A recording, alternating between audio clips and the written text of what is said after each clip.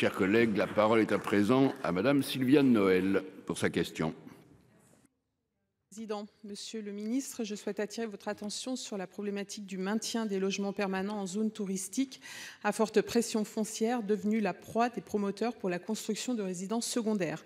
Afin de lutter contre cette attrition du logement permanent, de nombreux élus adoptent des mesures visant à lutter contre ces phénomènes, en imposant par exemple des zonages d'OAP permettant d'obliger la construction de 30 à 50% de logements sociaux.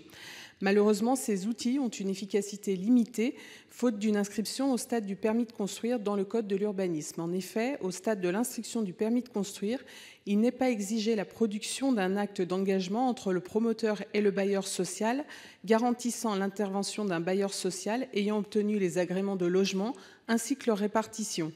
Ainsi, de nombreuses communes se sont retrouvées confrontées à des promoteurs peu scrupuleux qui, en dépit des engagements formels pris au moment du dépôt du permis de construire, n'ont pas tenu leurs engagements de construction de logements sociaux sans que la commune ne puisse exercer un recours face à ce manquement. Imposer cette formalité dès le stade du permis de construire serait une garantie de la construction de logements sociaux, car sans ce document, l'outil de servitude de mixité sociale est incontrôlable.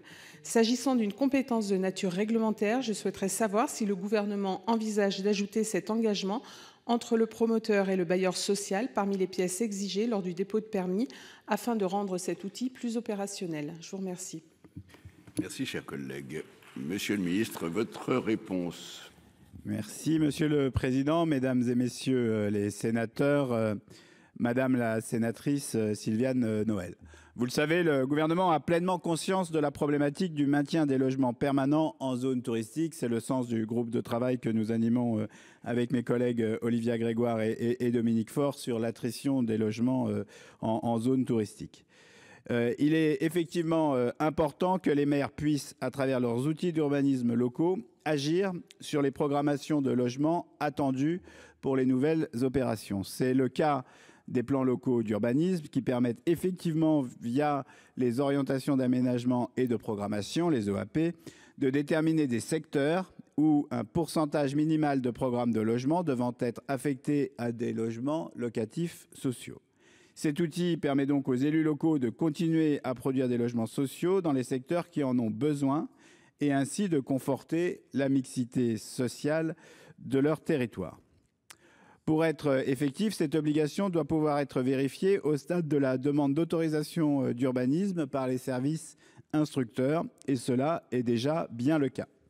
En effet, en application du code de l'urbanisme, l'opérateur qui souhaite réaliser un programme dans un tel secteur est tenu de joindre à sa demande de permis de construire un tableau indiquant clairement les surfaces planchers des logements créés au regard de ce qui est imposé dans le PLU ou le document d'urbanisme.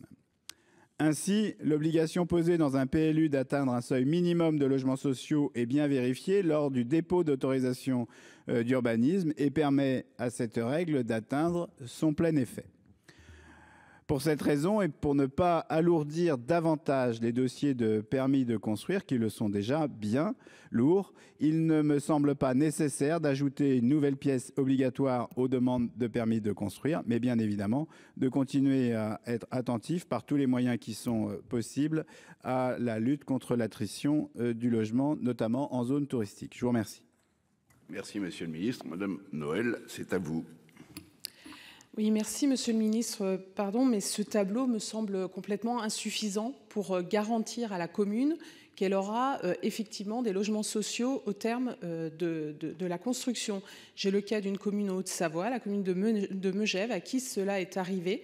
Le promoteur avait bien fourni ce tableau et malheureusement, au terme de l'opération, les logements sociaux n'ont pas été réalisés. Il me semble qu'une convention, un acte d'engagement clair entre le bailleur social et le promoteur serait une véritable garantie que cet engagement soit pleinement respecté. Je vous remercie.